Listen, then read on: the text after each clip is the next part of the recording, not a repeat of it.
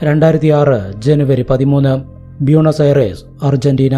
അന്ന് Buenos ഐറസിലെ San ഇസിഡ്രോയിലുള്ള ബാങ്കോ റിയോയിൽ വലിയൊരു robbery നടന്നു. അർജന്റീനയിലെ സമ്പന്നരായ ആളുകൾ മാത്രം താമസിച്ചിരുന്ന സ്ഥലത്ത് സ്ഥിതി ചെയ്തിരുന്ന ഫേമസ് ആയൊരു ബാങ്കായിരുന്നു ബാങ്കോ റിയോ. പട്ടാപ്പകലാണ് ബാങ്ക് കൊള്ളയടിക്കപ്പെട്ടത്. കള്ളന്മാർ ബാങ്കിനകത്ത് കയറി ഏതാനും മിനിറ്റുകൾക്കുള്ളിൽ തന്നെ നൂറുകണക്കിന് പോലീസുകാർ ആ ബാങ്ക് വളഞ്ഞിരുന്നു. അർജന്റീനയിലെ എല്ലാ ന്യൂസ് ചാനലുകളിലും ആ സംഭവം ലൈവായി റിപ്പോർട്ട് ചെയ്യപ്പെട്ടിരുന്നു. എന്നിട്ടും ഇവരുടെയെല്ലാം കണ്ണുവെട്ടിച്ച് കള്ളന്മാർ $19 മില്യൺ വിലമതിക്കുന്ന ആഭരണങ്ങളും പണവുമെല്ലാം എടുത്ത് രക്ഷപ്പെട്ടു എന്നുള്ളതാണ്. നൂറ്റാണ്ടിലെ റോബറി എന്ന പേരിൽ ലോകം മുഴുവൻ അറിയപ്പെട്ട ബാങ്കോ റിയോ റോബറി നടത്തിയത് 4 പേരടങ്ങുന്ന സംഘമാണ്. ആരായിരുന്നു ഈ റോബറിയുടെ മാസ്റ്റർ ബ്രെയിൻ? എങ്ങനെയാണ് അവർ ഈ റോബറി വളരെ ആസൂത്രിതമായി നടപ്പിലാക്കിയത് എന്നെല്ലാം ഈ വീഡിയോയിലൂടെ അറിയാം. Welcome back.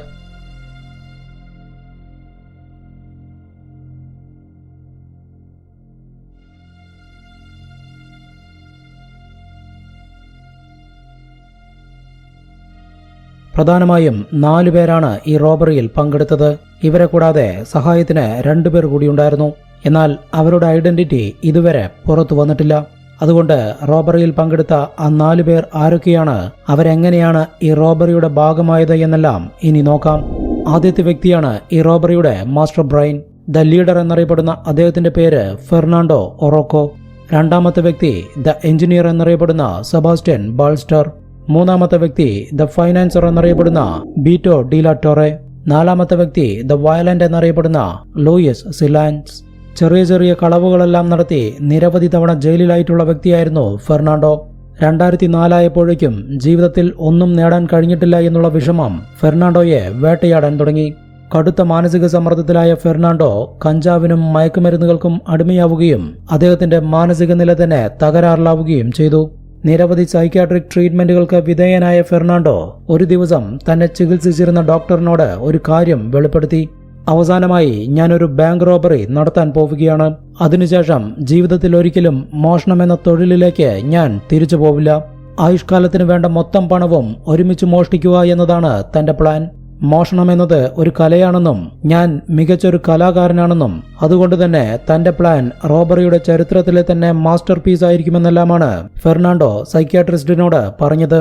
കഞ്ചാവടിച്ച് മാനസിക നില തകരാറിലായ ഫെർണാണ്ടോ പിച്ചുംപേയും പറയുകയാണെന്നേ അദ്ദേഹം കരുതിയിരുന്നുള്ളൂ.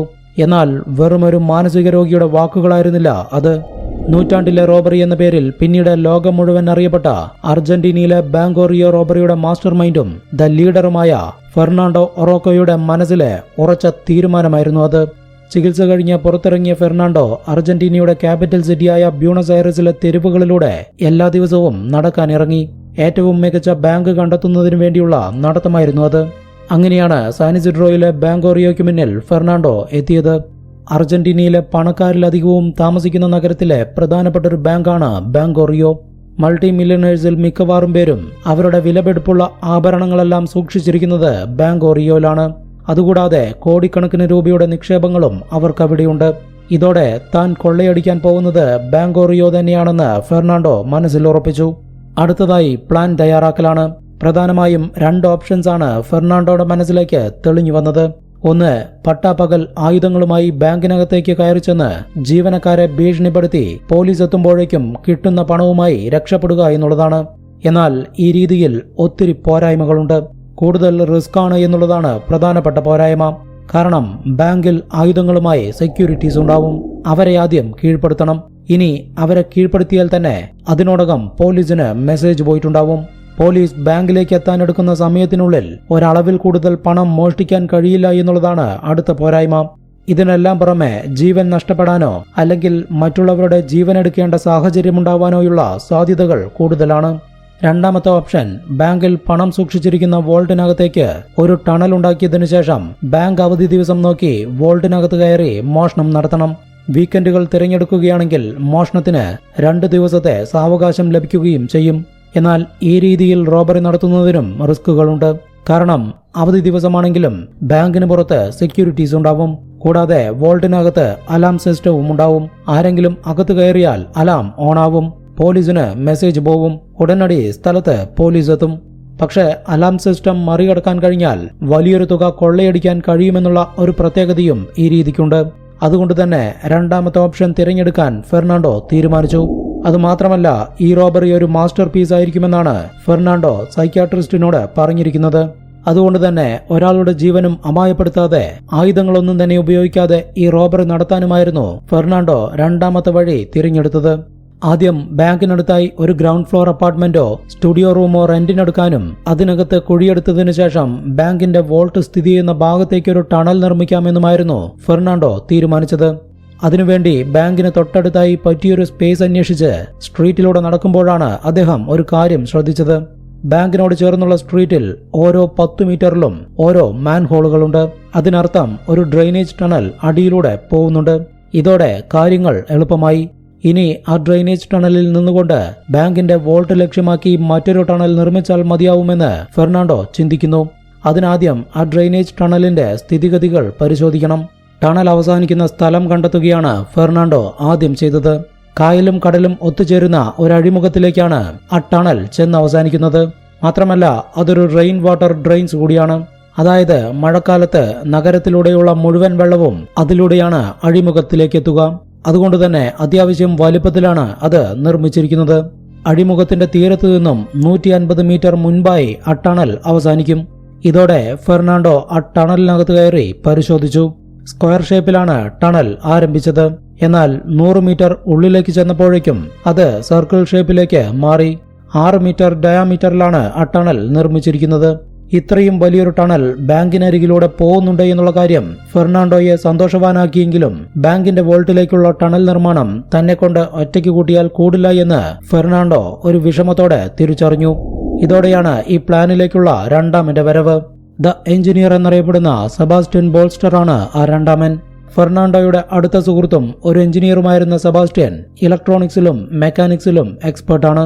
ഫെർണാണ്ടോ സെബാസ്റ്റ്യനോട് ബാങ്ക് റോബറിയെക്കുറിച്ച് ആദ്യം പറഞ്ഞപ്പോൾ സൈക്യാട്രിസ്റ്റ് ഏത് രീതിയിലാണോ ചിന്തിച്ചത് അതേ ചിന്തകളാണ് സെബാസ്റ്റ്യന്റെ മനസ്സിലൂടെയും കടന്നുപോയത്.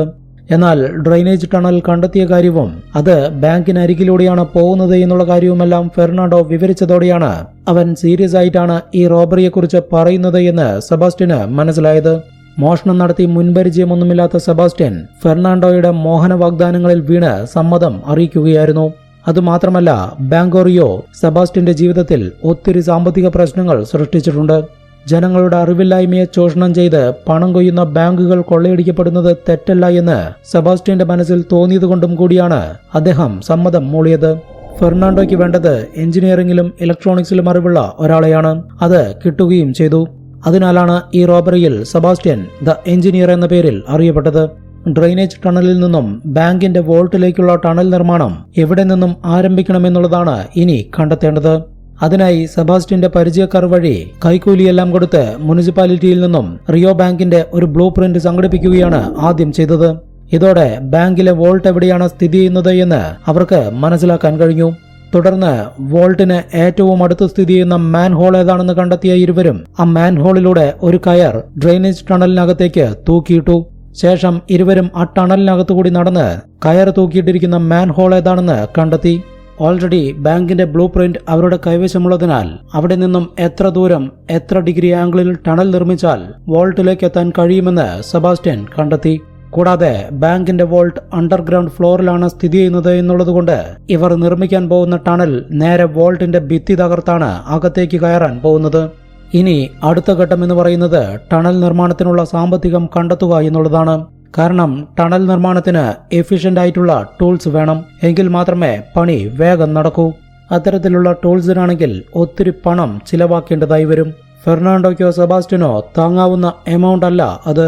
ഇതോടെയാണ് ഈ പ്ലാനിലേക്കുള്ള മൂന്നാമന്റെ വരവ്. ദ ഫൈനാൻസർ എന്നറിയപ്പെടുന്ന ബീറ്റോ ഡി ലാ ടോറി.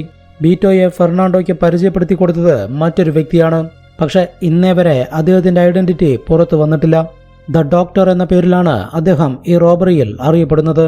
ഡോക്ടറിന്റെ നിർദ്ദേശപ്രകാരമാണ് ബീറ്റോ ഡെ ലാ ടോറി ഈ റോബറി നടപ്പിലാക്കാൻ വേണ്ട മുഴുവൻ തുകയും ചിലവഴിക്കാമെന്ന് സമ്മതിച്ചത്.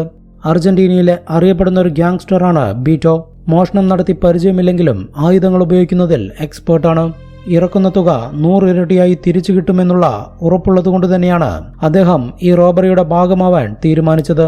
റോബറി നടത്തി മുൻപരിചയമുള്ള ഒരാൾ കൂടി തങ്ങളുടെ കൂടെ ഉണ്ടാവണമെന്നുള്ള ആഗ്രഹം ഫെർണാണ്ടോയ്ക്കുണ്ടായിരുന്നു. കാരണം നിലവിൽ ഫെർണാണ്ടോയ്ക്ക് മാത്രമേ റോബറിയെക്കുറിച്ച് എന്തെങ്കിലും അറിയൂ. മറ്റു രണ്ടുപേരും ആദ്യമായിട്ടാണ് ഈ പണിക്കിറങ്ങുന്നത്. ഫെർണാണ്ടോയുടെ ആവശ്യം മനസ്സിലാക്കിയ ഡോക്ടർ തന്നെയാണ് നാലാമത്തെ വ്യക്തിയെയും ഫെർണാണ്ടോയ്ക്ക് പരിചയപ്പെടുത്തി കൊടുത്തത്. ദ വയലന്റ് എന്ന പേരിൽ അറിയപ്പെടുന്ന ലൂയിസ് സിലാൻസ്. നിരവധി റോബറി കേസുകളിലായി 15 വർഷത്തോളം ജയിലിൽ കിടന്നിട്ടുള്ള ലൂയിസ് തന്റെ പ്ലാൻ വിജയകരമായി പൂർത്തിയാക്കാൻ വയലൻസിന്റെ ഏതറ്റം വരെയും പോവാൻ തയ്യാറായിരുന്നു. അതുപോലെ തന്നെ ആളുകളെ ഒരു കാര്യം പറഞ്ഞ് വിശ്വസിപ്പിക്കാൻ മിടുക്കനുമാണ്. അതിപ്പോൾ പോലീസുകാരാണെങ്കിൽ പോലും ലൂയിസ് വളരെ മിടുക്കോടെ കൈകാര്യം ചെയ്യും. ലൂയിസിന്റെ വയലൻസിനെക്കാളും ഫെർണാണ്ടോയ്ക്ക് ആവശ്യമായിരുന്നത് ഇന്റലിജൻസ് ആയിരുന്നു. അങ്ങനെ 4 പേരടങ്ങുന്ന ഗ്യാങ് സെറ്റായി. ഇനി പ്ലാൻ നടപ്പിലാക്കലാണ്. ആദ്യം ഡീസൽ ഉപയോഗിച്ച് പ്രവർത്തിക്കുന്ന ഒരു ജനറേറ്റർ വാങ്ങി ടണലിനകത്തെത്തിച്ചു. അതിനുശേഷം ഡ്രില്ലിംഗ് ആൻഡ് ഡിഗ്ഗിംഗ് മെഷീൻസും എത്തിച്ചു. ഒരാൾ പുറത്ത് മാൻഹോളിനടുത്തായി സ്ട്രീറ്റിൽ നിൽക്കുകയും 3 പേർ ഡ്രെയിനേജ് ടണലിനകത്ത് നിന്ന് ഡ്രില്ല് ചെയ്യാനും തുടങ്ങി. ഡ്രില്ല് ചെയ്യുമ്പോൾ പുറത്ത് ശബ്ദം കേൾക്കുന്നുണ്ടോ എന്നറിയുന്നതിനു വേണ്ടിയായിരുന്നു ഒരാൾ സ്ട്രീറ്റിൽ നിന്നത്. പകൽ വാഹനങ്ങൾ പോകുന്നതിന്റെയും ജനത്തിരക്കിന്റെയും ശബ്ദം കാരണം ഡ്രില്ല് ചെയ്യുന്ന ശബ്ദം കേൾക്കുന്നില്ല എന്ന് ഉറപ്പുവരുത്തിയതിനു ശേഷമാണ് നാലാമനും ടണലിനകത്ത് കയറിയത്. മാസങ്ങൾ നീണ്ടുനിന്ന ടണൽ നിർമ്മാണത്തിനൊടുവിൽ അവർ വോൾട്ടിന്റെ ഭിത്തിക്കരികിലെത്തി. ഇനി അവരെ കാത്തിരിക്കുന്നത് വലിയൊരു പ്രതിസന്ധിയാണ്. അതായിരുന്നു വോൾട്ടിനകത്തെ അലാം സിസ്റ്റം. ആരെങ്കിലും വോൾട്ടിനകത്ത് കയറിയാൽ അലാം പ്രവർത്തിച്ചു തുടങ്ങും.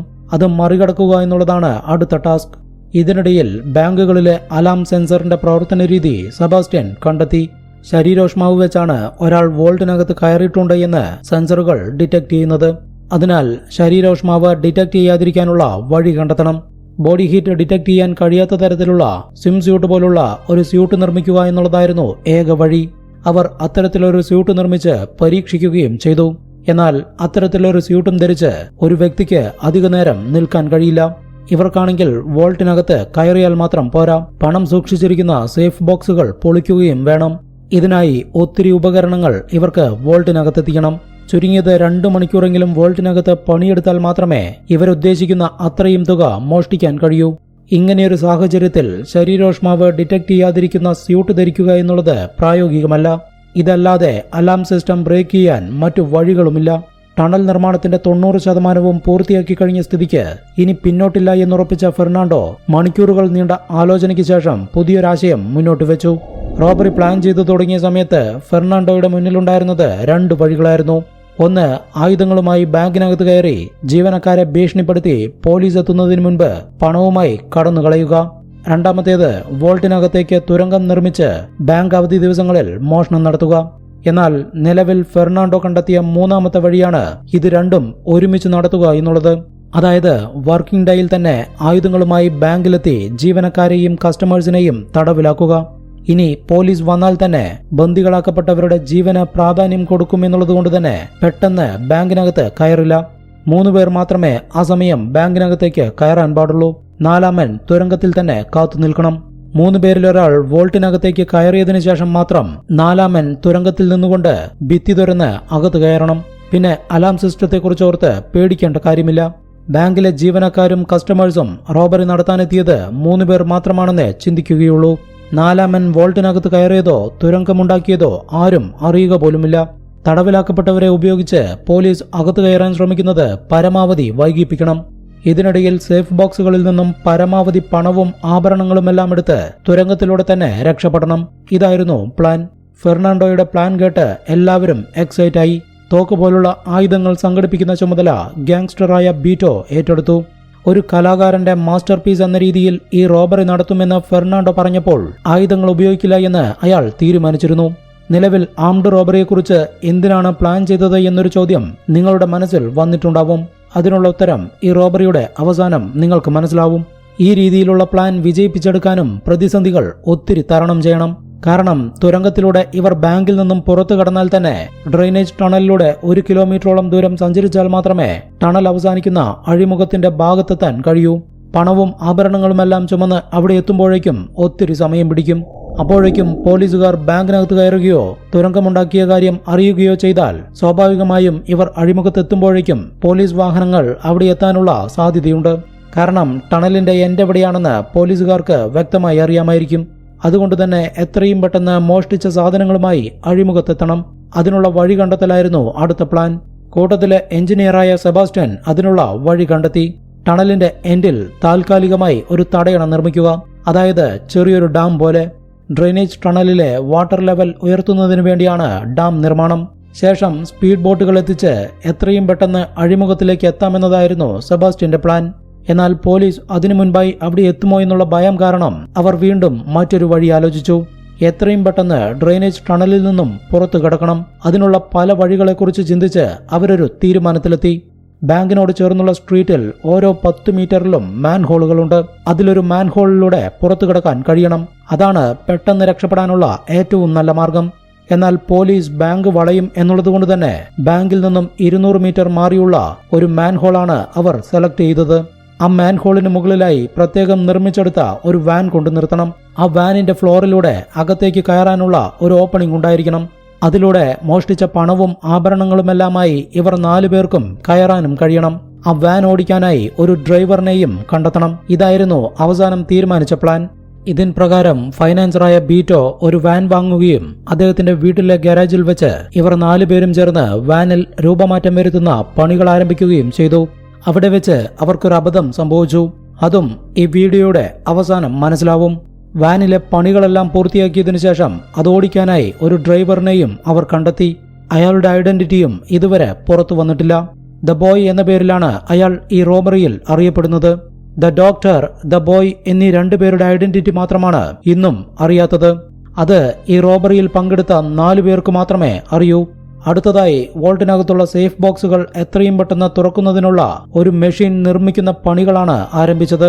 ഇവരുടെ കണക്കുകൂട്ടൽ പ്രകാരം ആ വോൾട്ടിനകത്ത് 1000-ലധികം സേഫ് ബോക്സുകൾ ഉണ്ടാവാൻ സാധ്യതയുണ്ട്. അതെല്ലാം തുറക്കുന്നത് അസാധ്യമായ കാര്യമാണ്. കാരണം തടവിലാക്കപ്പെട്ടവരെ ഉപയോഗിച്ച് പോലീസിനെ ബാങ്കിനകത്തേക്ക് കയറ്റാതെ 2 മണിക്കൂർ നേരം പിടിച്ചു നിൽക്കാമെന്നുള്ളത് മാത്രമേ ഇവരുടെ പ്ലാനിലുള്ളൂ. അതിനപ്പുറം കടന്നാൽ പോലീസ് ബാങ്കിലേക്ക് കയറാൻ മറ്റു വഴികൾ ആലോചിക്കും. പിന്നെ ഇവർക്ക് പിടിച്ചു നിൽക്കാൻ കഴിയില്ല. ഈ 2 മണിക്കൂറിനുള്ളിൽ മാക്സിമം സേഫ് ബോക്സുകൾ തുറക്കണം. പൊളിക്കാൻ നിന്നാൽ സമയമെടുക്കും. ഇതോടെ സെബാസ്റ്റ്യൻ പുതിയൊരു ഹൈഡ്രോളിക് ടൂൾ നിർമ്മിച്ചെടുത്തു. ക്യാനോൺ എന്നാണ് ആ ടൂളിന് അദ്ദേഹം നൽകിയ പേര്. 7 സെക്കൻഡ് കൊണ്ട് ഒരു സേഫ് ബോക്സ് തുറക്കാൻ കഴിയുമെന്നതാണ് ക്യാനോണിന്റെ പ്രത്യേകത. 2 മണിക്കൂറിൽ മൊത്തം 720 സെക്കൻഡ്. 7 സെക്കൻഡ് സേഫ് ബോക്സ് തുറക്കാൻ, അതിലെ പണവും ആഭരണങ്ങളും ബാഗിലാക്കാൻ 11 സെക്കൻഡ്. മൊത്തം 18 സെക്കൻഡ് വെച്ച് 400 സേഫ് ബോക്സുകളെങ്കിലും തുറക്കണമെന്നുള്ളതായിരുന്നു ഇവരുടെ പ്ലാൻ. അങ്ങനെ എല്ലാ പ്ലാനും സെറ്റായി. റോബറി നടത്താനുള്ള തീയതിയും തീരുമാനിച്ചു. 2006 ജനുവരി 13. സെബാസ്റ്റ്യൻ മാത്രം ടണലിനകത്ത് നിൽക്കാനും ഫെർണാണ്ടോ, ബീറ്റോ, ലൂയിസ് എന്നിവർ ആയുധങ്ങളുമായി ബാങ്കിനകത്ത് കയറാനുമാണ് തീരുമാനിച്ചത്. അതിനു മുൻപായി ഒരു ബാക്കപ്പ് പ്ലാൻ എന്ന രീതിയിൽ ഡാം നിർമ്മിച്ച് ഡ്രെയിനേജിലെ വാട്ടർ ലെവൽ ഉയർത്തി ഒരു സ്പീഡ് ബോട്ടും ടണലിൽ എത്തിച്ചിരുന്നു. ആ ബോട്ട് ഉപയോഗിച്ച് സെബാസ്റ്റ്യൻ ചുമര് തകർക്കുന്നതിനും സേഫ് ബോക്സുകൾ പൊളിക്കുന്നതിനുമുള്ള ആയുധങ്ങളുമായി വോൾട്ടിനരികിലെത്തി ഗ്യാങ് മെമ്പേഴ്സിന്റെ സിഗ്നലിനായി കാത്തുനിന്നു. കുറച്ചു കഴിഞ്ഞതും ആയുധങ്ങളേന്തിയ 3 അംഗ സംഘം ആ ബാങ്കിനകത്തേക്ക് ഇരച്ചു കയറി. നിമിഷ നേരങ്ങൾക്കുള്ളിൽ അവർ ബാങ്ക് ജീവനക്കാരെയും കസ്റ്റമേഴ്സിനെയും ബന്ദികളാക്കി. പക്ഷേ ബാങ്കിലെ സെക്യൂരിറ്റി റൂമിലുണ്ടായിരുന്ന സുരക്ഷാ ജീവനക്കാരിൽ ഒരാൾ അതിവേഗത്തിൽ തന്നെ പോലീസിന് വിവരം കൈമാറി. അതിനുശേഷമാണ് അയാളെ ബന്ദിയാക്കാൻ കഴിഞ്ഞത്. വിവരം ലഭിച്ച മിനിറ്റുകൾക്കുള്ളിൽ തന്നെ റിയോ ബാങ്ക് അർജന്റൈൻ പോലീസ് വളഞ്ഞു. 100 കണക്കിന് പോലീസുകാരും മാധ്യമപ്രവർത്തകരും ബാങ്കിലേക്ക് ഇരച്ചെത്തിക്കൊണ്ടിരുന്നു. അർജന്റീനയിലെ എല്ലാ ന്യൂസ് ചാനലുകളിലും ആ വാർത്ത ലൈവായി റിപ്പോർട്ട് ചെയ്യപ്പെട്ടു. ബാങ്കിനകത്ത് നിരവധി പേർ തടവിലാക്കപ്പെട്ടിരിക്കാനുള്ള സാധ്യതകൾ കണക്കിലെടുത്ത് പോലീസ് അകത്ത് കയറിയില്ല. റോബർട്സിന്റെ ഭാഗത്തു നിന്നും എന്തെങ്കിലും ഒരു സിഗ്നൽ ലഭിക്കുന്നതിനായി അവർ കാത്തിരുന്നു. ഈ സമയത്ത് ഫെർണാണ്ടോ തടവിലാക്കപ്പെട്ട ഒരു വ്യക്തിയുമായി ബാങ്കിൽ നിന്നും പുറത്തു വന്നു. ഹോസ്റ്റേജിന്റെ തലയ്ക്ക് നേരെ ഗൺ ചൂണ്ടിക്കൊണ്ടാണ് ഫെർണാണ്ടോ പുറത്തു വന്നത് എന്നുള്ളതുകൊണ്ട് തന്നെ പോലീസുകാർക്ക് ഒന്നും ചെയ്യാൻ കഴിഞ്ഞില്ല. പുറത്ത് പോലീസിനെ കണ്ടതും പേടിച്ചു വിറച്ച് ഫെർണാണ്ടോ ഹോസ്റ്റേജുമായി അകത്തേക്ക് തന്നെ പോയി. യഥാർത്ഥത്തിൽ ഫെർണാണ്ടോയുടെ പ്ലാൻ ആയിരുന്നു അത്. ദ കോക്കോ പ്ലാൻ എന്നായിരുന്നു അദ്ദേഹം അതിന് നൽകിയിരുന്ന പേര്. അതായത് പണം മോഷ്ടിച്ച് പോലീസ് എത്തുന്നതിന് മുൻപ് രക്ഷപ്പെടാൻ ശ്രമിച്ച കള്ളന്മാർ പോലീസിനെ കണ്ട് ഭയന്ന് അകത്തേക്ക് തന്നെ പോയി എന്ന് തോന്നിപ്പിക്കാൻ വേണ്ടിയുള്ള പ്ലാനായിരുന്നു അത്. ഇങ്ങനെ ചെയ്യുന്നതിലൂടെ കള്ളന്മാർക്ക് രക്ഷപ്പെടാൻ വേറെ മാർഗമില്ല എന്ന് പോലീസ് ചിന്തിക്കും. മറ്റ് സാധ്യതകളെക്കുറിച്ച് അവർ ആലോചിക്കുക പോലുമില്ല. ദ കോക്കോ പ്ലാൻ വർക്കായി എന്ന് ഫെർണാണ്ടോയ്ക്ക് മനസ്സിലായി. ഈ സമയത്തെല്ലാം ബീറ്റോയും ലൂയിസും ചേർന്നാണ് ബാങ്കിനകത്തുള്ള ഹോസ്റ്റേജസിനെ നിയന്ത്രിച്ചുകൊണ്ടിരുന്നത്. ഇതിനിടയിൽ ആ ബാങ്കിനകത്ത് തടവിലാക്കപ്പെട്ട സെക്യൂരിറ്റി ഗാർഡിനെ അവർ പുറത്തുവിട്ടു. പോലീസിന് അകത്ത് നടക്കുന്ന സംഭവങ്ങളെക്കുറിച്ചുള്ള വിവരങ്ങൾ ലഭിക്കുന്നതിനായാണ് അവരങ്ങനെ ചെയ്തത്. പുറത്തെത്തിയ സെക്യൂരിറ്റി ബാങ്കിനകത്ത് 30 പേർ തടവിലാക്കപ്പെട്ടിട്ടുണ്ട് എന്നും ആയുധങ്ങളേന്തിയ 3 പേരാണ് റോബറി നടത്താൻ എത്തിയിരിക്കുന്നത് എന്നും തന്റെ ഫോൺ അവർ വാങ്ങിവെച്ചിട്ടുണ്ട് എന്നും പോലീസ് കമാൻഡറിനോട് പറഞ്ഞു. ഇതോടെ കള്ളന്മാരുമായി ആശയവിനിമയം നടത്താൻ പുറത്തു നിൽക്കുന്ന പോലീസിന് കഴിയുമെന്നുള്ള സാഹചര്യമായി. ഇതേസമയം ബാങ്കിനകത്ത് തടവിലാക്കപ്പെട്ട ഒരു ജീവനക്കാരനോട് ഫെർണാണ്ടോ വോൾട്ട് തുറക്കാൻ ആവശ്യപ്പെട്ടു. വോൾട്ട് തുറന്നതിനു ശേഷം ആ ജീവനക്കാരനെ വീണ്ടും തടവിലാക്കി. ഫെർണാണ്ടോ വോൾട്ടിനകത്ത് കയറിയ ഉടനെ തന്നെ ടണലിനകത്ത് നിന്നിരുന്ന സെബാസ്റ്റ്യന് മെസ്സേജ് കൈമാറി. വോൾട്ടിന്റെ ഭിത്തി പകുതിയോളം നേരത്തെ തന്നെ തുറന്നു വെച്ചിരുന്നതിനാൽ സെബാസ്റ്റ്യന് അകത്തു കയറാൻ അധികം സമയം വേണ്ടി വന്നില്ല. സേഫ് ബോക്സ് തുറക്കാനുള്ള ഹൈഡ്രോളിക് ടൂളുമായി അകത്തു കയറിയ സെബാസ്റ്റ്യൻ ഉടനെ തന്നെ പണികൾ തുടങ്ങി. ഫെർണാണ്ടോ പണവും ആഭരണങ്ങളും മുഴുവൻ ബാഗുകളിലാക്കി. ഈ സമയത്തെല്ലാം ബീറ്റോ ഹോസ്റ്റേജസിനെ കൺട്രോൾ ചെയ്യുകയും ലൂയിസ് പോലീസുമായി ഫോണിലൂടെ സംസാരിച്ച് അവരെ പരമാവധി ആശയക്കുഴപ്പത്തിലാക്കുകയും ചെയ്തു. നിങ്ങൾ വരുന്നതിന് മുൻപ് ബാങ്ക് കൊള്ളയടിച്ച് രക്ഷപ്പെടാമെന്നാണ് ഞങ്ങൾ വിചാരിച്ചത്. അതിനുള്ളിൽ നിങ്ങൾ ഇവിടെയെത്തി. ഞങ്ങൾക്ക് രക്ഷപ്പെടാൻ വേറെ മാർഗമില്ലാത്തതുകൊണ്ടാണ് ജീവനക്കാരെയും കസ്റ്റമേഴ്സിനെയും തടവിലാക്കിയിട്ടുള്ളത്. ഇങ്ങനെയെല്ലാം പറഞ്ഞ് ഒരു ഭീരുവിനെ പോലെയായിരുന്നു ലൂയിസ് പോലീസിനോട് സംസാരിച്ചത്. അതിനുശേഷം രക്ഷപ്പെടാൻ വേറെ മാർഗമില്ലെങ്കിൽ ബന്ദികളാക്കപ്പെട്ടവരിൽ ആരെയെങ്കിലും വധിക്കാനും തങ്ങൾ മടിക്കില്ല എന്നുള്ള രീതിയിലും ലൂയിസ് സംസാരിച്ചു. ഇങ്ങനെ പലതും പറഞ്ഞ് 2 മണിക്കൂറോളം ലൂയിസ് പോലീസുകാരെ പുറത്തുതന്നെ നിർത്തിച്ചു. ഇതേസമയം വോൾട്ടിനകത്തുണ്ടായിരുന്ന സെബാസ്റ്റ്യനും ഫെർണാണ്ടോയ്ക്കും 147 സേഫ് ബോക്സുകൾ മാത്രമേ തുറക്കാൻ കഴിഞ്ഞുള്ളൂ. ഹൈഡ്രോളിക് ടൂൾ ഹീറ്റായതിനെ തുടർന്ന് അവർക്ക് കൃത്യമായി ഉപയോഗിക്കാൻ കഴിയാതായതാണ് കാരണം. ഒടുവിൽ 2 മണിക്കൂർ പൂർത്തിയായതോടെ കിട്ടിയ പണവും ആഭരണങ്ങളുമായി രക്ഷപ്പെടാൻ അവർ തീരുമാനിച്ചു. അവസാനമായി ലൂയിസ് പോലീസ് കമാൻഡറിനോട് ഒരു കാര്യം പറഞ്ഞു. ഞങ്ങൾക്ക് വേറെ വഴിയില്ല. ഞങ്ങൾ സറണ്ടർ ആവാൻ തയ്യാറെടുക്കുകയാണ്. എന്തായാലും ഈ കുറ്റത്തിന് ഞങ്ങൾ വർഷങ്ങളോളം ജയിലിൽ കിടക്കേണ്ടതായി വരും. അതിനു മുൻപായി ഞങ്ങൾക്ക് ഒരാഗ്രഹമുണ്ട്. ഒരുമിച്ചിരുന്ന് ഭക്ഷണം കഴിക്കുന്നതിനു വേണ്ടി ഞങ്ങൾക്ക് പിസ്സ ഓർഡർ ചെയ്തു തരണം. അത് കഴിച്ചതിനു ശേഷം ഞങ്ങൾ കീഴടങ്ങിക്കോളാമെന്നായിരുന്നു ലൂയിസ് പറഞ്ഞത്. ലൂയിസിന്റെ വാക്കുകളിലെ നിസ്സഹായത പോലീസ് കമാൻഡർ ശരിക്കും വിശ്വസിച്ചു. അദ്ദേഹം പിസ്സ ഓർഡർ ചെയ്ത് എത്തിക്കാമെന്ന് സമ്മതിച്ചു. ബാങ്കിൽ നിന്നും കുറച്ച് കിലോമീറ്ററുകൾ മാറി സ്ഥിതി ചെയ്യുന്ന ഒരു ഇറ്റാലിയൻ റെസ്റ്റോറന്റിൽ നിന്നും പിസ്സ ഓർഡർ ചെയ്യാനാണ് ലൂയിസ് ആവശ്യപ്പെട്ടത്. ഇതോടെ പോലീസ് പിസ്സ വരുന്നതുവരെ കാത്തുനിന്നു. ഇതേസമയം ബാങ്കിനകത്തുള്ള ലൂയിസ് അദ്ദേഹത്തിന്റെ കയ്യിലുള്ള ഫോണിന്റെ സിം കാർഡ് പൊട്ടിച്ചു കളഞ്ഞു. അതിനുശേഷം ബീറ്റോയും ലൂയിസും വോൾട്ടിനകത്തേക്ക് നടന്നു. ഇരുന്ന സ്ഥലത്തു നിന്നും ആരെങ്കിലും അനങ്ങിയാൽ എല്ലാവരെയും ഷൂട്ട് ചെയ്യുമെന്ന് പറഞ്ഞ് പേടിപ്പിച്ചാണ് ലൂയിസ് വോൾട്ടിനകത്തേക്ക് കയറിയത്. അതിനാൽ തന്നെ ഒരാൾ പോലും ഇരുന്ന സ്ഥലത്തു നിന്നും അനങ്ങിയില്ല. അവർ 4 പേരും ചേർന്ന് പണവും ആഭരണങ്ങളും നിറച്ച ബാഗുകൾ ഡ്രെയിനേജ് ടണലിൽ നിർത്തിയിട്ടിരുന്ന ബോട്ടിൽ കയറ്റിയതിനു ശേഷം 200 മീറ്ററിനപ്പുറത്തുള്ള മാൻഹോളിലൂടെ അവിടെ നിർത്തിയിട്ടിരുന്ന വാനിൽ കയറ്റി രക്ഷപ്പെടുകയും ചെയ്തു. അവർ നേരെ ബീറ്റോയുടെ വീട്ടിലെത്തി ഗാരേജിൽ വാൻ കയറ്റി നിർത്തിയതിനു ശേഷം വീടിനകത്ത് കയറി ന്യൂസ് ചാനൽ വെച്ചു. അപ്പോഴും പോലീസ് പുറത്ത് കാത്തുനിൽക്കുന്ന കാഴ്ച കണ്ട് അവർ പൊട്ടിച്ചിരിച്ചു. ഇതേസമയം തങ്ങൾ പറ്റിക്കപ്പെട്ടു എന്ന് മനസ്സിലാക്കിയ പോലീസ് ബാങ്കിനകത്ത് കയറി പരിശോധിക്കാൻ തീരുമാനിച്ചതോടെയാണ് നൂറ്റാണ്ടിലെ റോബറി എന്ന പേരിൽ അറിയപ്പെട്ട ബാങ്കോറിയോ റോബറിക്ക് പിന്നിലെ സത്യങ്ങൾ പുറം ലോകമറിഞ്ഞത്. തുരങ്കത്തിലൂടെ രക്ഷപ്പെട്ട കള്ളന്മാർ എങ്ങോട്ട് പോയി എന്ന് പോലീസിന് കണ്ടെത്താൻ കഴിഞ്ഞില്ല. പക്ഷേ ആ തുരങ്കത്തിൽ നിന്നും അവർ ഉപേക്ഷിച്ചിട്ട് പോയ ആയുധങ്ങൾ കണ്ടെടുക്കപ്പെട്ടു. അത് മുഴുവൻ ഫേക്ക് വെപ്പൺസ് ആയിരുന്നു. ഫെർണാണ്ടോയുടെ ആഗ്രഹപ്രകാരം ഒരായുധവും ഉപയോഗിക്കാതെ ഒരാളെ പോലും പരിക്കേൽപ്പിക്കാതെയാണ് അവർ ആ റോബറി വിജയകരമായി പൂർത്തിയാക്കിയിരിക്കുന്നത്. പണവും ആഭരണങ്ങളുമെല്ലാമായി $19 മില്യൺ നഷ്ടപ്പെട്ടു എന്നായിരുന്നു ബാങ്കോറിയോ പുറത്തുവിട്ട വിവരങ്ങൾ. ഇനിയാണ് ട്വിസ്റ്റ് വരാനിരിക്കുന്നത്. റോബറിക്ക് മുൻപായി ബീറ്റോയുടെ വീട്ടിലെ ഗാരേജിൽ വെച്ച് വാനിൽ രൂപമാറ്റം നടത്തിക്കൊണ്ടിരിക്കുന്ന സമയത്ത് അവർക്കൊരു തെറ്റുപറ്റിയെന്ന് മുൻപ് പറഞ്ഞത് ഓർക്കുന്നുണ്ടോ? അത് മറ്റൊന്നുമായിരുന്നില്ല. ഇവർ ഈ പണികളെല്ലാം ചെയ്തുകൊണ്ടിരിക്കുന്ന സമയത്ത് അവിടേക്ക് ബീറ്റോയുടെ വൈഫ് വന്നിരുന്നു. സ്വാഭാവികമായും ബീറ്റോ റോബറിയുടെ പ്ലാനിനെ കുറിച്ച് പിന്നീട് എപ്പോഴോ വൈഫിനോട് പറയുകയും ചെയ്തിരുന്നു. റോബറിയെല്ലാം പെർഫെക്റ്റായി നടത്തുകയും കിട്ടിയ പണവും ആഭരണങ്ങളുമെല്ലാം എല്ലാവരും ഷെയർ ചെയ്തെടുക്കുകയും ചെയ്തു. അങ്ങനെ 1.5 മാസം കടന്നുപോയി. പോലീസുകാർക്ക് കള്ളന്മാരെ കുറിച്ചുള്ള ഒരു വിവരവും ലഭിക്കാതെ വിഷമിച്ചിരിക്കുന്ന സമയം. അപ്പോഴാണ് ഒരു സ്ത്രീ പോലീസ് സ്റ്റേഷനിലേക്ക് കയറി വന്ന് ഈ റോബറിയുടെ കാര്യം വെളിപ്പെടുത്തിയത്. അത് മറ്റാരുമായിരുന്നില്ല, ബീറ്റോയുടെ വൈഫായിരുന്നു. ഒരു ദിവസം ബീറ്റോ വീട്ടിലേക്ക് കയറി വന്ന സമയത്ത് വീട്ടിൽ ഒളിപ്പിച്ചിരുന്ന പണത്തിന്റെ ബണ്ടിലുകളിൽ നിന്നും 6ഓളം ബണ്ടിലുകൾ കാണാതായിരിക്കുന്നു. ഏകദേശം $3 ലക്ഷം വരും ആ തുക. നോക്കുമ്പോൾ അതെടുത്തിരിക്കുന്നത് ബീറ്റോയുടെ ഭാര്യയാണ്. അതിനെ ചൊല്ലി ഇരുവർക്കുമിടയിൽ വലിയ വഴക്കുണ്ടായി. അടുത്തെങ്ങാനും ആ പണം ചെലവാക്കിയാൽ എല്ലാവരും പിടിക്കപ്പെടുമെന്നുള്ളതിനാൽ പറ്റിയ ഒരു അവസരത്തിനായി എല്ലാവരും കാത്തിരിക്കുകയായിരുന്നു. അതിനിടയിലാണ് ബീറ്റോയുടെ ഭാര്യ പണമെടുത്തത്. ഈ സംഭവത്തിനു ശേഷം ബീറ്റോ പണവും ആഭരണങ്ങളും മുഴുവൻ മറ്റൊരു സ്ഥലത്തേക്ക് മാറ്റി. ഇത് അയാളുടെ ഭാര്യയെ ചൊടിപ്പിച്ചു. ബീറ്റോയ്ക്ക് തന്നെ കൂടാതെ മറ്റൊരു കാമുകിയുണ്ട് എന്നുള്ള സംശയം അയാളുടെ ഭാര്യയ്ക്കുണ്ടായിരുന്നു. ഈ ആഭരണങ്ങളും പണവും മുഴുവൻ ബീറ്റോ അവൾക്ക് കൊടുത്തു എന്നുള്ള ചിന്തയിലാണ് അവർ പോലീസ് സ്റ്റേഷനിലെത്തിയതും ഈ റോബറിയെക്കുറിച്ച് പറഞ്ഞതും. ആദ്യം ബീറ്റോ അറസ്റ്റ് ചെയ്യപ്പെട്ടു, പിന്നീട് മറ്റു 3 പേരും. അങ്ങനെ ഈ റോബറി ഇത്ര പ്ലാൻ ചെയ്ത് വിജയകരമായി നടപ്പിലാക്കിയിട്ടും 1.5 മാസത്തിനുള്ളിൽ എല്ലാവരും ജയിലിലായി. എന്നാൽ ജയിലിലെ നല്ല നടപ്പിനും മുൻപ് ക്രിമിനൽ കേസുകളിലൊന്നും പ്രതിയാവാതിരുന്നതിനാലും സെബാസ്റ്റ്യനും ഫെർണാണ്ടോയും 4 വർഷത്തിനുള്ളിൽ ജയിൽ മോചിതരായി. ഫെർണാണ്ടോ തീരെ ചെറിയ കളവ് കേസുകൾക്ക് മാത്രമാണ് മുൻപ് അറസ്റ്റ് ചെയ്യപ്പെട്ടിരുന്നത്. എന്നാൽ നിരവധി ക്രിമിനൽ കേസുകളിൽ പ്രതിയായിട്ടുള്ള ബീറ്റോയും ലൂയിസും 10 വർഷത്തോളം ജയിലിൽ കിടക്കേണ്ടതായി വന്നു. ഈ 4 പേരും ഇപ്പോൾ സ്വതന്ത്ര ജീവിതം നയിക്കുന്നു. The heist of the century എന്ന പേരിൽ 2020 പുറത്തിറങ്ങിയ അർജന്റൈൻ കോമഡി ത്രില്ലർ മൂവി ഈ സംഭവത്തെ ആസ്പദമാക്കിയെടുത്തതാണ്. ഈ വീഡിയോയെക്കുറിച്ചുള്ള നിങ്ങളുടെ അഭിപ്രായങ്ങൾ കമന്റിലൂടെ അറിയിക്കൂ.